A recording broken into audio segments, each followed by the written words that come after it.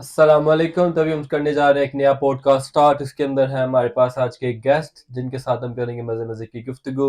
इनसे जानेंगे इनकी हिस्ट्री के बारे में, यूके में कैसे आए, यहाँ पे आके इनका सफ़र कैसा रहा, कौन कौन सी मुश्किलात इन्होंने बर्दाश्त की और अब इनका नेक्स्ट फ्यूचर प्लान्स क्या हैं। कुछ जो स्टूडेंट्स आ रहे हैं आजकल यूके में तो ऑब्वियसली बहुत ज़्यादा उनको प्रॉब्लम्स होती हैं, तो उसके हवाले से भी हम इनसे कुछ टिप्स लेंगे। तो बात करते हैं। जी भाई, अपना इंट्रोडक्शन करवाएं।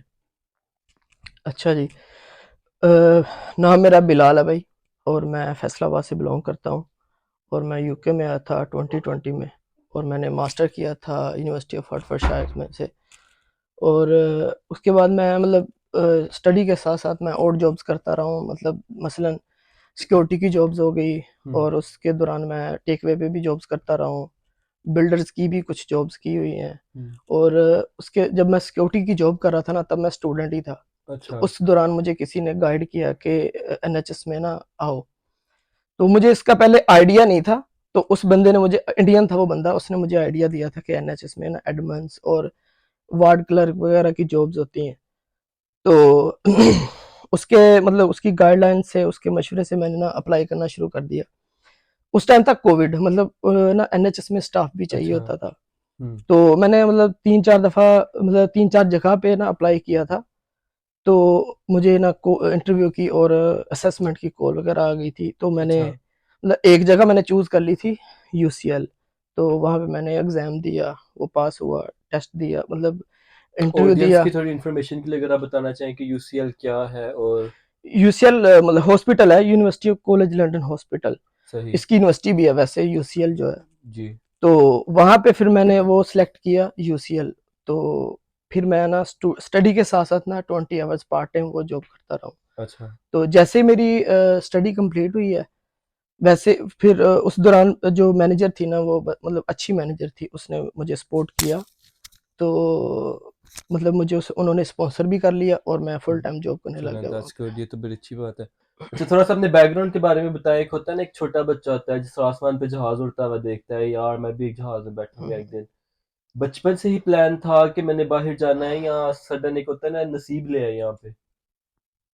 शौक था, मतलब स्कूल से मतलब स्टार्ट हुआ था। और ये शौक मेरे अंदर मेरे ना अब्बू ने क्रिएट किया था।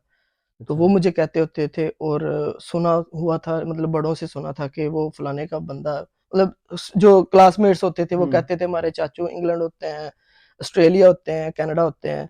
तो तब मुझे एक शौक पैदा हुआ था। हम्म। तो लेकिन हमारा जो मतलब बैकग्राउंड है ना, मतलब फैमिली बैकग्राउंड इतना वो एजुकेटेड नहीं था। सही। तो शौक तो था मेरे अंदर, लेकिन मुझे कोई पुश करने वाला नहीं था जब मैंने मतलब ये स्टेप लिया है। हम्म।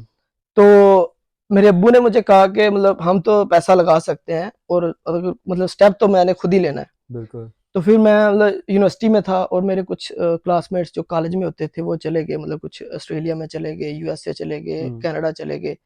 तो मेरी उनसे बात होती रहती थी, और मैं इन्फॉर्मेशन लेता रहता था, मतलब लेकिन सिर्फ स्टेप नहीं ले पा रहा था। सही। तो 2019 में मैंने मतलब फाइनल डिसीजन ले लिया था कि मैं अब ना बाहर ही जाना चाहता हूँ, और मैंने स्टार्ट कर दिया था ऑस्ट्रेलिया के लिए।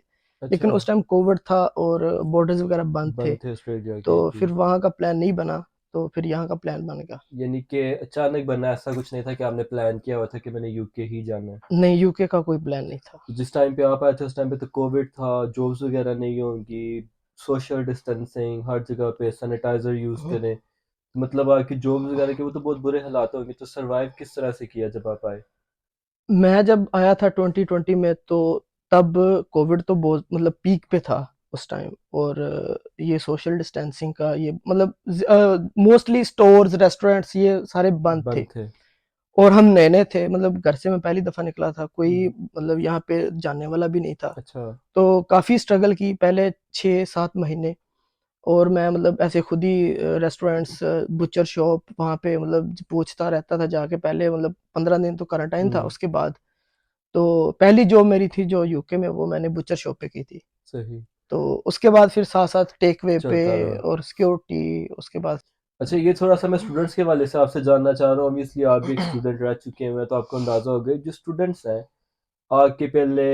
एक तो यहाँ पे जो भी मिलता है, फ्रॉड बहुत होता है, रहाइश के हवाले से, जॉब्स के हवाले से, जॉब्स मिलती नहीं है। फिर आपने 2 दिन 3 दिन यूनिवर्सिटी जाना है, उसके साथ साथ हुँ, हुँ। आपने अपनी जॉब को कंटिन्यू करना है। तो एक बहुत टफ प्रोसेस होता है, तो इस चीज़ को मैनेज कैसे करते हैं आप? बेसिकली जब मैं आया था तब तक कोविड, हुँ, तो मेरी मतलब सारी जो यूनिवर्सिटी थी वो ऑनलाइन ही गुजर गई थी। मतलब सही। पहला साल था स्टडी का, उसके बाद प्लेसमेंट थी। हुँ, तो पहला साल तो ऑनलाइन था, मतलब जॉब करता रहता था, ऑनलाइन सही, क्लासेस वगैरह आपके ले लिए लेते आसानी थे थी। और असाइनमेंट्स, एग्जाम्स वगैरह सारे ऑनलाइन होते थे। अब मतलब जो स्टूडेंट्स आ रहे हैं उनके लिए थोड़ी मुश्किलात हैं। हुँ, और उस टाइम इतनी रेस्ट्रिक्शंस वगैरह नहीं होती थी क्योंकि बिल्कुल, कोविड था। तो अब बहुत आसान है, ज़्यादा हो गई हैं और क्लास अटेंड करना बहुत ज़रूरी है, अदरवाइज़ वो स्टूडेंट्स को विथड्रॉ कर निकाल देते देते हैं। हैं। अब ये जो, क्योंकि आप एनएचएस में जॉब कर रहे हैं तो मैं इससे रिलेटेड थोड़ा सवाल करूंगा आपसे, हुँ, क्योंकि हुँ। अभी आपने देखा होगा कि बहुत से लोग हैं, हुँ, हुँ। हेल्थ केयर एजेंसीज बहुत बन गई हैं जो कि 15,000 18,000हुँ, हुँ। 20,000 आप हमें पैसे दें, हम आपको एनएचएस का वीज़ा लेके देते हैं। इसके बारे में मतलब ये किस हद तक सच्चाई है कि ये 15 से 20 हज़ार आया ये कि गवर्नमेंट को जाता है, उस एजेंसी को जाता है, या कि जो ब्रोकर आप बोल सकते हैं कि जिस तरह लोग जो रेफरेंस हुँ, देते हुँ। हैं वो ये पैसे लेते हैं, मतलब इस ये कहाँ तक दुरुस्त बात है? इसमें मैं आपको एक ना मेन चीज़ बता देता हूँ कि पाकिस्तानी मोस्टली जो पाकिस्तानी स्टूडेंट्स आते हैं ना, इंडियंस, कुछ इंडियंस को पता है, पाकिस्तानी स्टूडेंट्स को इतनी अवेयरनेस नहीं है। वो बस यही सोचते हैं आना है या तो असाइलम लेना है या फिर पैसे दे के वीज़ा लेना है। सही। बस वो उनकी ये मतलब इतनी सोच नहीं, मतलब पहुँचती नहीं है, किसी से इन्फॉर्मेशन नहीं लेते, किसी से बात नहीं करते हुँ, कि यार आया कि कोई इस तरह का रास्ता है कि हम मतलब पे ना करना पड़े और मतलब एक ईज़िली जायज़ तरीके से हमको स्पॉन्सरशिप मिल मिल जाए। जाए। तो ये मैं एक चीज़ मेन बताऊँगा कि जो एनएचएस है ना, केयर होम्स और एनएचएस ये डिफरेंट डिफरेंट चीज़ें हैं। केयर होम्स सही। में बहुत ज़्यादा स्कैम हो रहा है, लोग हुँ, पैसे ले लेते हैं और जब एक्सटेंशन का टाइम आता है, वो फिर पैसे माँगते हैं या सही। फिर ऐसे कह देते हैं कि यार हमारी कंपनी बंद होने वाली है, 15-20 हज़ार पहले ले लिया, 10 हज़ार और दो, फिर आपको मतलब दोबारा से दोबारा वीज़ा स्विच देंगे। करवा देते हैं, इस तरह की। और एनएचएस में सिर्फ़ आप गूगल पे जाके या एनएचएस की वेबसाइट पे जाके एनएचएस बैंड 2 जॉब्स अप्लाई करो। सही। ठीक है? और कोई भी मतलब किसी भी किस्म की क्लर्क वाली, एडमिन वाली, हेल्थ केयर वाली, अपने कोई भी एक्सपीरियंस से रिलेटेड या टेक्नीशियन डिग्री वाली, से हाँ जी। रिलेटेड। तो नहीं, बैंड 2 में एक्सपीरियंस नहीं चाहिए। अच्छा, सही। बैंड 2 में मतलब एक्सपीरियंस नहीं चाहिए, वो आपको ट्रेन करते हैं। हुँ, मतलब पहले 6 महीने या 8 महीने वो आपको ट्रेन करते हैं, फिर आपका बैंड 3 कर देते हैं। तो सही, बैंड 3 पे फिर आपको स्पॉन्सरशिप मिल जाती है। सही। किसी की मतलब यानी मिन्नतें करने की आप ज़रूरत नहीं है। यानी आप ये ऑब्वियसली देखने वालों के लिए इंफॉर्मेशन दे रहे हैं कि जी। एनएचएस और जो health care two different departments हैं, और अगर कोई बंदा जो कि वीज़े के लिए परेशान है या जॉब्स के लिए परेशान है, सबसे पहले तो आपका फोकस आपकी डिग्री की तरफ होना चाहिए कि अगर आपकी बिल्कुल, डिग्री कंप्लीट हो उसके बाद आप बैंड टू एनएचएस जॉब्स के लिए अप्लाई करें। बिल्कुल। अ, हम आपको कुछ ये भाई लिंक्स वगैरह भी इधर नीचे शेयर कर देंगे, या मतलब कमेंट सेक्शन में ड्रॉप करें अपनी डिटेल्स। ऑब्वियसली ये भाई आपको फर्दर गाइड भी कर सकते हैं कि आप किस तरह से एनएचएस के अंदर जॉब ले सकते हैं, और एक अच्छी जॉब इसमें आपको कुछ एक्सपीरियंस भी रिक्वायर्ड नहीं होता, प्लस आपका 1 रुपया भी खर्चा नहीं आता एज एन एक्सपेंस। जिस तरह लोग हैं 15,000 दें 20,000 दें, ये इस तरह का कुछ नहीं होता, ऐसे ही है जी। बिल्कुल ऐसे है। तो आगे, अब एनएचएस में आपको जॉब मिल गई, अब उसके बाद ओबियसली हर बंदे के दिमाग में होता है, जो भी बंदा यहाँ पे आता है, यार कि फ्यूचर सिक्योर करना है, हुँ, हुँ। यहाँ की नेशनलिटी लेनी है, यहाँ का स्टे लेना है, उनके बारे में थोड़ा सा गाइड करें कि एनएचएस में जब आपको जॉब मिल गई हुँ, हुँ। उसके बाद नेक्स्ट क्या प्रोसेस होगा? मतलब जो केयर होम्स है ना, वो एक प्राइवेट कंपनीज़ है। एनएचएस जैसे पाकिस्तान में कह सकते हैं एक सरकारी इदारा जिसको कह सही। सकते हैं। इसमें कोई फ्रॉड, कोई स्कैम किसी से मतलब मिलने की ज़रूरत नहीं है, किसी से किसी के झांसे में आने की ज़रूरत नहीं है कि इतने पैसे दो, तो हम एनएचएस में जॉब करवा देते हैं। हम्म, वहाँ पे ऑटोमैटिकली आप खुद अप्लाई करें, आपको खुद ही जॉब मिल जाएगी। तो सही। मतलब वहाँ पे जो उनका एचआर सिस्टम है ना, वहाँ पे उनसे मतलब वो आपको खुद ही मेल कर लेते हैं हम्म, कि हाँ जी, भी आपका मतलब इतना वीज़ा है, क्योंकि आपकी सारी डिटेल्स उनके पास चली चले जाती हैं। जाती हैं। तो फिर आपको पूछ लेते हैं, वो खुद मेल करते हैं, मुझे भी मेल आई थी कि आया कि आपको स्पॉन्सरशिप चाहिए या नहीं सही। चाहिए? तो फिर मैंने अपने मैनेजर से बात करके उनको मेल करी थी ये मेरा कि मुझे नेक्स्ट चाहिए। क्वेश्चन था, बट थैंक यू, आपने राइट इसको एड्रेस कर दिया है। जी। या बेसिकली इस हवाले से बात कर रहे हैं कि जो जॉब्स मिलना is hmm, hmm. Different thing, क्योंकि कुछ लोगों के पास पीएसडब्ल्यू होता है, जॉब्स होती हाँ हैं, जी। या कोई ड्यूरिंग अपनी स्टडीज़ की पार्ट टाइम जॉब करना चाहते हैं, तो मिसाल है अगर आपको स्पॉन्सरशिप भी चाहिए हुँ, तो हुँ। आप उनकी एचआर आपको खुद कांटेक्ट खुद करेगी कि कॉन्टैक्ट। आपको सही। हाँ जी। उसके बाद फिर नेक्स्ट क्या? जैसे वो आपको खुद मैसेज कर देते हैं, खुद मेल कर देते हैं कि आपको स्पॉन्सरशिप चाहिए या नहीं चाहिए। तो फिर आप अपने मैनेजर से बात करके उनको मेल कर दें कि हाँ जी, हमें चाहिए। फिर वो आपको एक चेकलिस्ट भेज देते हैं, वो आपने भी फिल करनी होती है, मैनेजर ने भी करनी होती है। सही। फिर उनको भेज देते हैं, फिर वो आपको कोर्स भेज देते हैं। यानी कि वो बैंड 3 पे। बैंड 2 पे एक चीज़ ये मैं क्लियर कर दूँ कि बैंड 2 के लिए कोई एक्सपीरियंस नहीं चाहिए। सही। बैंड मतलब आपकी कोई भी फील्ड है, आप बैंड 2 की जॉब अप्लाई कर सकते हैं और आपको मिल जाती है। डायरेक्ट बैंड 3 या बैंड 4 वो एक्सपीरियंस बंदे लेते हैं, सही। वो नहीं मिलेगी, बैंड 2 की मिलेगी। और जैसे आपका 6-8 महीने का एक्सपीरियंस होगा, वो आपको ऑटोमेटिकली बैंड 3 कर तरीक देते में हैं। फिर आप अपने मैनेजर से बात करें, मतलब आपको आपकी कम्युनिकेशन स्किल्स, आपके जो मैनेजर्स और आपके जो सीनियर्स हैं उनके साथ अच्छी आपकी आपकी बॉन्डिंग होनी अच्छा चाहिए। रिलेशन होना चाहिए और प्रोफेशनल भी होना चाहिए। तो बिल्कुल। फिर आपका मतलब करियर बन जाता है और उसके बाद 3 साल या 4 साल का वो जैसे नॉर्मली वीज़ा मिल जाता है। हम्म। और एक्सटेंशन जब आपकी आएगी, वो एचआर खुद आपको फिर मेल कर देगा और फिर आपकी एक्सटेंशन हो जाएगी। सही।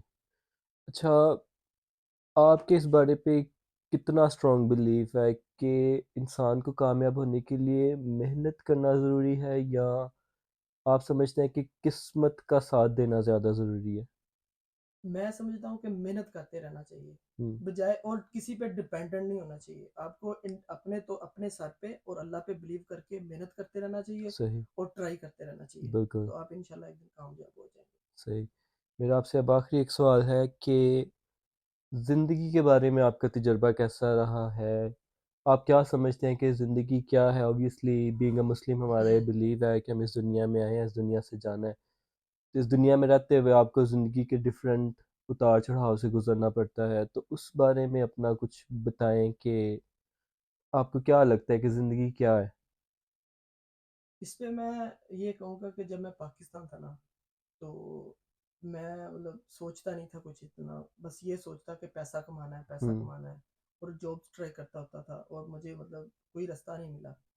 और जब मैं यहाँ पे आया ना, तो बस अल्लाह से मेरी एक ही दुआ होती थी पाकिस्तान में कि या अल्लाह मुझे कोई ना मौका मिल जाए बस। सही। और जब मैं यहाँ पे आया ना, तो फिर मैंने अपने आप से वो बात की कि ठीक है, मैंने अल्लाह से मौका मांगा था तो अल्लाह ने अब मुझे दिया है। और बिल्कुल। मैंने अब हाथ धो के इसके पीछे पड़ना है और मैंने जो मतलब मेरी विशेस है ना, वो मैंने पूरी करनी है। और अल्हम्दुलिल्लाह मतलब ऑलमोस्ट 4 साल होने वाले हैं मुझे। सही। और मतलब जो जो मेरी विशेस थी, मैं मेरी ज़िंदगी का मेरी का एक ही मकसद था, वो था मैं अपने माँ बाप को राज़ी करना चाहता था। सही। ठीक है। और मतलब काफ़ी दफ़ा मैं अपने माँ बाप की मतलब ज़ुबान से ये सुन चुका हूँ कि वो मुझसे बहुत खुश हैं। खुश हैं। तो इससे बड़ा मतलब मेरी ज़िंदगी का मकसद और कोई सही। पूरा नहीं हो सकता। मेरे ख्याल में एक बहुत अच्छी बात है, आपकी एक बहुत मुस्बत सोच है कि आप ये सोचते हैं कि जी। माँ बाप को राज़ी करना आपकी ज़िंदगी का मकसद है। अल्लाह ताला आपको मज़ीद कामयाब करे, और बहुत शुक्रिया हमारे पॉडकास्ट में ज्वाइन करने के लिए और ऑडियंस के लिए बहुत सी इन्फॉर्मेशन शेयर करने के लिए। Thank you very much.